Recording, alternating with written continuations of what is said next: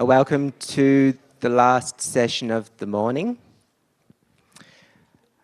And today we have a speaker from all the way from Facebook who's based in the London office at the moment. He is Luka Sterbic. Sorry.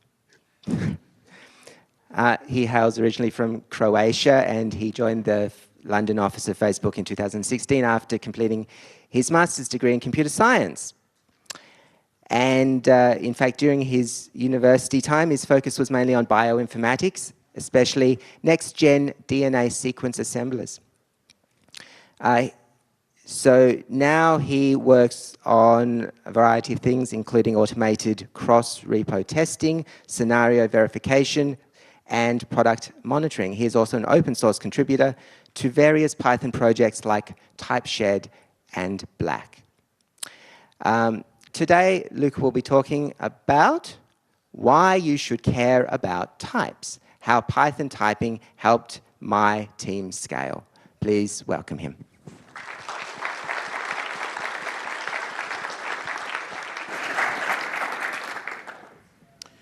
Okay, hello everyone. I guess sounds good.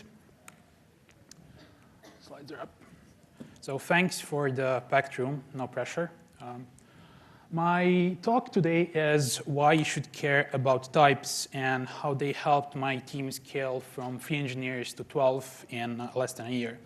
My name is Luka Sterbic. I'm based in the London office of Facebook. I've been there for the last 2 years. And my main day-to-day job is coding in Python, working on our automation for testing and product monitoring. So let's get started with the talk, because I have a lot of content for today in just 30 minutes. So the agenda is I'll first talk about why is typing important in modern Python code bases. Then I'll give a brief intro on what typing looks like these days. This won't be a full overview of all the capabilities typing have, but more like the core features you need to know to have 90% of the impact. Then I'll explain how to start using typing, both for new projects, the easy part, and for large existing code bases, the harder part. And last but not least, I'll have a section on tips and tricks that I learned in the last 2 years of using Python typing. So let's start with a question from the title slide. Why should we even care about typed Python code?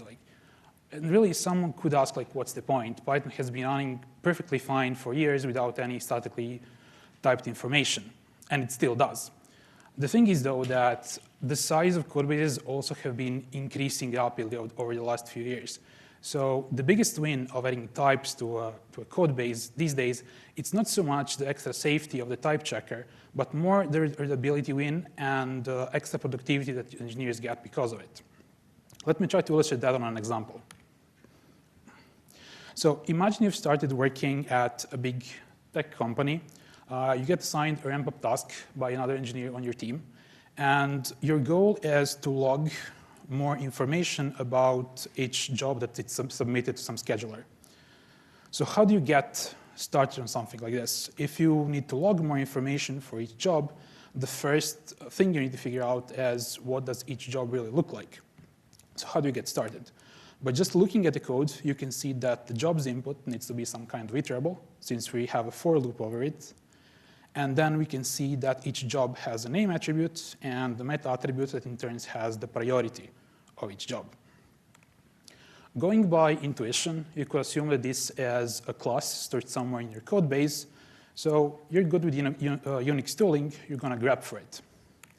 And here's the result. In large code bases, grabbing for common names will not help you out. And things like task, job, scheduler are super common. So finding code with grep does not scale over, let's say, 1,000 files probably. So what could you try next? You could look at where submit is called and figure out from there how the input is constructed. One thing to note, though, that is you don't know a priori how the submit function is called.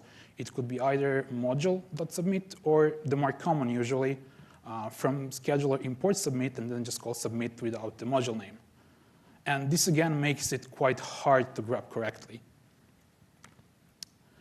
Also, if you manage to pinpoint one of the usages of the function, again, creating the input may not be super trivial and readable from one line.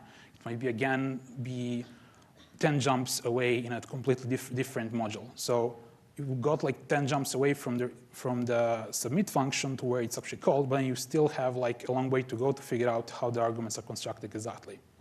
So what could we try next? We can print the information at runtime, obviously. Asking type over a Python object will yield its class usually. And with the built-in dir function, we can actually inspect what an object looks like and print all its attributes. And this works fine. Like after this, you're for sure going to be want to know like what each job looks like, and we'll be able to do your job. There is a problem with this though. It's super slow and quite clunky, to be honest. For each part that you need information on, you need to instrument prints or some kind of instrumentation logging around it, run your code, gather data, and then like continue iterating. If you're working on a large server-like application, for example, also triggering a very specific code path from a top-level request may not be as trivial as you think. So even just hitting the part of the code you're interested in may not be easy. So there has to be a better way, right? And this is where typing comes into play, basically. With typed codes, it's obvious by just glancing at the signature of the function what the input and output structures are. In this case, jobs is an iterable over the job type, which is defined in this other module. But now we actually can find exactly where this class is implemented. If you're using a modern Python IDE like PyCharm, this is only one click away, basically. And it won't have to do any manual grabbing or searching for the code base for class job something. So having more readable code actually helps grow a team as well. When you have a new engineer that just started on your team, being presented with typed code is much easier for them to start contributing because the iteration cycle is much closer. It's easier to get started because they have more context available at the snippet they're looking. And another like added benefit is you're going to get less pings from a new engineer and more meaningful because they won't be asking, oh, like, what's this thing? Where do I find it? Because it's obvious from the code. They're going to be asking, OK, what's the kind of business reason for doing it like this? So it helps growing a team a lot, especially if you need to scale quickly. Next, let's look into if Python typing is even compatible with the spirit of Python. When I talk to other engineers that don't work with Python on a daily basis and they hear I'm working on Python typing, they're usually quite surprised, and the reaction is usually something along the lines, oh, like, is Python turning into Java? Like, no, that's definitely not the case. Python did take the best learnings from other statically typed languages for sure, but it's completely a different beast. Typing in Python is still very much optional, and it has almost no impact at runtime. So you get the benefits with static analysis, but it does not impact runtime. So you're never going to get an exception because of typing at runtime if you're doing things right. So are Python types Pythonic? And I think the answer is yes. If we just look at the famous Zen of Python, which you get by importing this, I think there are 3 points that actually sum it up pretty well. Explicit is better than implicit, readability counts, and in the face of ambiguity, refuse the temptation to guess. This all goes towards the goal of if the input-output structure of a function was obvious when you wrote the code, it should be again obvious when you go read the code 1 week later. If you need to put in any work to figure out what the input-output structure was, like in the code you wrote like a few weeks ago, it's usually a bad sign that it needs either more documentation or better typing.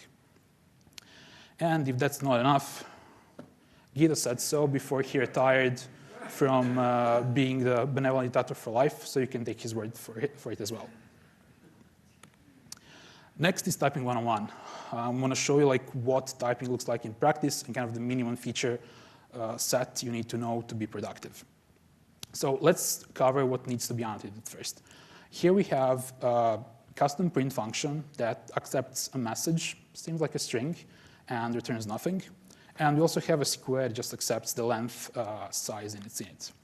The annotated version of this code is actually quite straightforward. It's pretty much what I just said. We have a print function that accepts a string and returns none or nothing, and the square accepts an int for its sides, and all init methods of classes by contract always return none. In some cases, we also have to type variables. If you come from a statically typed language like Java or C++, where you have to type everything, this may not be super straightforward. But in general, the type checker tries to do the things for you, and if it can figure out what the type of something is, it will not bother you to actually write it explicitly. The problem usually comes when the type checker cannot infer from the context what the type of something is. And this is very common with collections, for example. If you have a collection that's initialized inside the init block of a class, but then it's used somewhere else in the class, the type checker usually cannot figure out what the type is going to be at runtime when you use the collection. So it's actually going to ask you to annotate the variable for it so it doesn't have to guess. So in this case, we can say this dictionary is actually keyed with strings and have integers as values. This syntax with dot and the type annotation works only in Python 3.6 and up. So if you're still using Python 3.5, you need to use the older type comment annotation, although as far as the type checker is concerned, this is pretty much the same. Next, let's look at an example for collections, which you'll use a lot in your day-to-day job. So here we have basically a function that needs to return a list of countries where your app is currently running, for example. So the first argument is a dictionary of countries, where the key is a country code and the value is the name of the country. Then we have a list of active users, and their location is expressed as a list of tuples containing two floats for latitude and longitude. And the last one is just a blacklist set of the countries where your app shouldn't be running yet. And pretty much these three examples give you 80 to 90% of the collections we're using on a day-to-day basis. Next, we have unions. Unions are constructs that allow you to say that something at runtime is going to be either type A or type B. So here I have an example that this function getById, given a Facebook ID, will return an object. You can try this yourself. If you go to facebook.com/ and you put a numeric ID, hit enter, you're going to end up on either a user or a page or something else. Here, for simplicity, I've limited to user and page. So basically, if I ask getById with my own ID, I'm going to get a user object back. But if I put the ID of the PyCon Australia page, I'm going to get back a page. And this is what union lets us define, basically. That we're not sure what's going to be returned. It's going to be either type A or type B. But did I type this completely correctly? Not really. What happens if I put there an ID that does not exist? -1, for example. In that case, we'll probably return none, because it won't be found in a database. And we can express this with the union of user, page, and none. There's a slightly better way of writing this, though, since it's a fairly common idiom, which is optional of union, user, and page. And this is actually preferred to a union with a none, although it's implementation-wise, it's exactly the same. Why is this preferred? Because it's closer related to the semantic of what you're doing. You are fetching either a user or a page if you can find it, otherwise you're returning none. The last examples I want to cover in typing primitives is typevars. It's not a concept that's easy to explain in under a minute, so I'll start by trying to explain what problem does typevars solve. So here we have a base class and a derived class that extends the base class. Then we have a factory method that accepts a class and just returns an instance of that same class. Typed this way, with the type construct, we say that we expect as argument, instead of an instance, the actual type or the class object of something. So if we asked for the factory to create something from the base class, the type checker would think it returns the base class. But then again, the same would be true for a derived class, because the type annotation is statically set to base class. And this does work, like it doesn't have any problems, but we can do better, because if we passed a derived class in, what we'd actually want is to have the type checker know that the output is going to be an instance of derived class. So we need to use type vars for that. Type vars are essentially placeholders to express input-output dependent pairs in Python. So it's kind of saying, like, if I know the input, I'm sure the output is going to be something else. So in this case, we say that the input is type T, so like a class object, and then the output is going to be an instance of that class. Same as for other typing helpers, it's imported from the typing module, and you define it as type var, and then the first argument is the name of the type var, which needs to match the variable name it has. This is an implementation detail, but the type checker will complain if it does not match. And the bound keyword argument basically expresses that this type var can represent anything that's at least kind of a base class. So it can be anything base class and extended from base class. I've mentioned the type checkers already quite a few times, but I haven't shown you how to actually run it. So let's look again at another example. We have in test.py, we import the math module, and we ask the square root of 100 as an integer and as a string. Obviously, the string variant would throw an exception at runtime, but even the type checker is able to catch this, so there's no even need to run the code.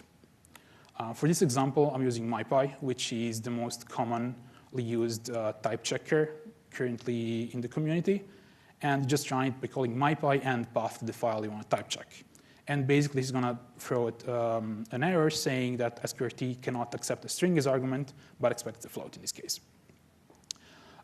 This covers all the kind of core concepts I wanted to cover in Typing 101. Next, I just want to briefly mention some advanced topics that you can check out on your own in case you end up in trouble with typing. So forward references is commonly used when you need to reference a class from itself. So think a static method on a class that returns an instance of that class. You cannot directly reference in the type annotation the class name, but you need to stringify it with the forward reference. Then we have the type checking signal from the typing module that basically allows you to break import cycles that happen because of typing. We have the overload decorator, which works in a similar fashion as type vars and lets you fix what a function signature looks like when you know a single argument. For example, if you know that an argument A is none, then you're sure that the output is going to be none as well, and that's what you use overload for. And then there's Pyre. Pyre is a new type checker developed at Facebook and open sourced a few months ago at PyCon US. And its main advantage compared to MyPy is that it's much, much faster at scale. For comparison, running MyPy on the Instagram codebase takes roughly 5 minutes. For Pyre, it's 45 seconds. So it's almost an order of magnitude faster. The next section is about typing in the real world, or how do you actually get started using typing in your projects. Let's cover the easy bit first. This is the new project. Like you start something new, either personal or for work, and you want to use typing. So how do you get it done? It's quite easy, really. You typed everything from day one. All the code that lands needs to be 100% typed. And you need to instrument a type checker in your continuous integration so that all the good work that you did doesn't go to waste. You can have the type checker automatically check new pull requests, check if they break typing constraints, and also comment on the pull request if the new code is not completely typed. And that's pretty much it. For new projects, it's quite easy. You set this up, and automation works for you and reaps profit in the future. Now let's look at the hard part, existing/large projects. And this is honestly the more common case in the industry. So how do you get started on a large code base that you don't own, you didn't write, you just joined a new team, and you have thousands of lines of code that you don't understand? It's a good time to introduce typing, because you'll have to dive into the code and understand it anyway, so you might as well type it as you go. So first, we need to understand gradual typing and how it helps. Again, I'll start from an example to make it more visual. We have a main.py that depends on scheduler and job. They both depend in turn on utils.py, and then the scheduler also needs to know about the job to be able to work correctly. Now let's go in the code for the left part of the graph, so utils and jobs. In utils, we have a pretty print function that we say here accepts a job, whatever a job is, and just dumps it to JSON with nice indent, so it displays nicely in the terminal. And then in job PY, we have a create job function, basically just creates a job, pretty prints job created, and then returns the job. And you may see that there's a quite obvious type error here, like we're passing a string where a job is expected. But if you run the type checker over the code as it is now, it will actually not complain. And why is that? This is where gradual typing comes into play. The concept of gradual typing basically says that if a function is not annotated, which create job is not, its body will be completely ignored. So basically, if create job does not have a return type, all type errors, how obvious they may be in the body, are going to be completely skipped. Only type errors in pretty print here will actually have been flagged by the type checker. And this is extremely valuable when you need to start typing large projects. Why? Because usually you start from the utilities, the one that don't have that many dependencies that you understand easily. And without gradual typing, changing a single utility and typing it in a large code base could trigger errors across the whole code base. But with gradual typing, you actually don't do that. You delay triggering the errors and fixing them until the actual file where the type error happens is typed. And this lets you delay the cost of adding types to a later point in time where your repo will have a higher percentage of type coverage, and in theory, it should be much easier to resolve type errors. So if you actually wanted to trigger a type error here, all we needed to do is put the return type for create job, and the type checker would correctly identify that pretty print has an incompatible signature, gets a string, and was expecting a job instead.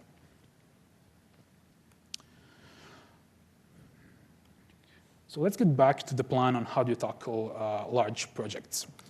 So you start from the common libraries, those that will not have too much cognitive overhead, usually depends only on the standard library and on themselves usually. So the utils PY of your project. You spend a few hours typing utils.py correctly. You run the type checker, iterate until it is typed correctly, you iron out all the errors. And then, same as for the EasyBit, you set up CI. So you have your continuous integration system actually guard against regression so that the work you did does not go to waste. And say this got you from 0% type code to 5% type code. How do you actually go from 5 to 100? And here it's important to ask people on your team to actually help you out. There's no better time for writing types than as you actually write the code. It's the cheapest possible time in terms of engineering effort for writing types, because the code you just wrote is fresh in your mind, so you can just dump basically what is in your mind as type annotations and be done with it. Even for your own code, if you need to revisit it in a week, it will take you a few minutes to figure out what you wanted to do.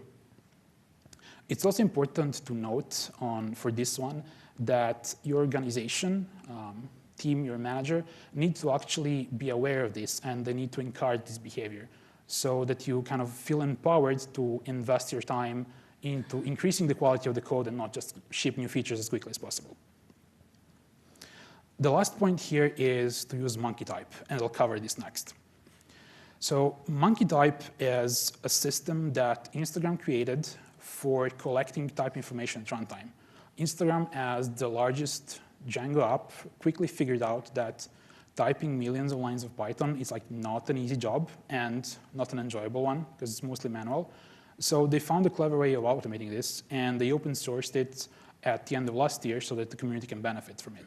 How monkey type works, basically, it collects type information at runtimes and logs them somewhere, either a file or a database, then runs an aggregation over these types to figure out what the type stubs should look for in a module, and then just applies them back to your code, all done automatically, pretty much. I've mentioned what stubs are, but I haven't shown one yet. So this is what a stub looks like for the math module of the standard library. This is just the first few lines. A stub is essentially a file with a .py extension that has just typing information in it. So it has function signatures, but no implementation, no body of the function.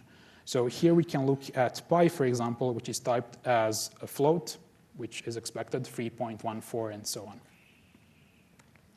So let's go back to monkey type. How do you actually use it? First, you have to pip install it, same as all other Python packages. Then you use the monkey type run wrapper to run your app. This will collect by default types in a SQLite database in the current directory. Then you run monkey type stub to generate the stub for your module. Here I'm using the utility module from a few slides back, and in this case it's going to think that the job is a string, because that's the only type information that it saw at runtime. And then you have monkey type apply, and then again the module name to just take the generated type information and apply it back to your code. Last section, tips and tricks I learned in the last 2 years, and this will hopefully avoid you some common pitfalls and Googling for answers. The first one I want to cover is how does duck typing work in the new statically typed world. We all know if it looks like a duck, swims like a duck, and quacks like a duck, it's probably a duck. That's the duck typing that makes Python so easy and fast to write. But how does this play out with static types? Again, example time. So we have these duck things that accepts a duck and calls quack and swim over it. Then we have a fairy duck and a gecko duck, both proper ducks, both quack and both swim, but they don't extend directly from duck. So this will work fine at runtime. The type checker, not so much. And this is what the ducks look like, by the way. So if we call duck things, passing an instance of fairy duck, although at runtime it would work perfectly fine, the type check would say, like, no, this does not extend from duck, you cannot use it. So how do we address this? This is where we can use protocols. You need to install typing extensions to use protocol. It's still fairly experimental, but in my experience, it works fine to use in production code. And protocols basically allow you to specify what kind of looks like an interface from other languages like Java. And you say, like, my object is a duck that quacks and fly, and then any object that has those two methods will be accepted by duck things. This is also known as structural versus nominal subtyping. And it allows you to still keep using duck typing even in a statically typed word, which is quite nice. Next, we have the type shed. And this is also one of the tricky things of Python typing. If you ever end up having a typing error against the standard library and you go check what the standard library looks like, the typing information is actually not there. The typing information for the standard library is in a separate repo called the type shed, and it's bundled with your type checker. So you also need to check what version the type checker has and see if it's correct. It's still very far from perfect. Most notably, multiprocessing and multithreading are still like partially typed. So if you find an issue, send a pull request. Usually the core contributors are quite quick to merge them back. And the last one is type ignore. If you come from a statically typed background, like this may not be super trivial to understand, but in Python, like not necessarily all typing errors are evil. Like in some cases, it might actually be totally okay to silence a type error rather than trying to fix it completely. And this is a discussion I had with a pull request with Guido a few months ago, where I was trying to type check against an internal attribute of the queue. And he was basically against merging this back in the type shed because in his opinion, it should also the type shed should also work as a public API rather than showing all possible internal details. And that's why he was happier for me to put a type ignore in my code rather than typing it completely correctly in the type shed. Okay, that's all the material I wanted to cover. So let's just recap what we learned today. Type annotations are Pythonic, not just because I say so, but because Guido says so. Start using them for the readability win, which is the greatest thing ever in Python. and get the extra safety of a type checker in your continuous integration for free. The easy bit for new projects of any complexity beside like above one file should probably be 100% typed. And for the harder part, like the large existing code bases, you can leverage gradual typing to start small and then build on top of it. And you can use monkey type to give you the initial push of the automation so you don't have to do everything manually. So the slides are already on my GitHub, and the code samples are going to be at some point later today. That's all I have. Like, thank you very much for coming.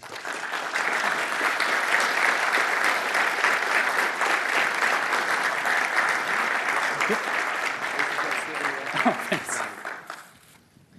Thanks a lot, Luka. The speaker did indicate that he'd be using the whole 30 minutes, so we don't have time for questions, but if you can track him down. Yeah, I'll be around. Great. Thanks a lot. It's lunchtime now, so I'm sure you've got hungry tummies. See you later.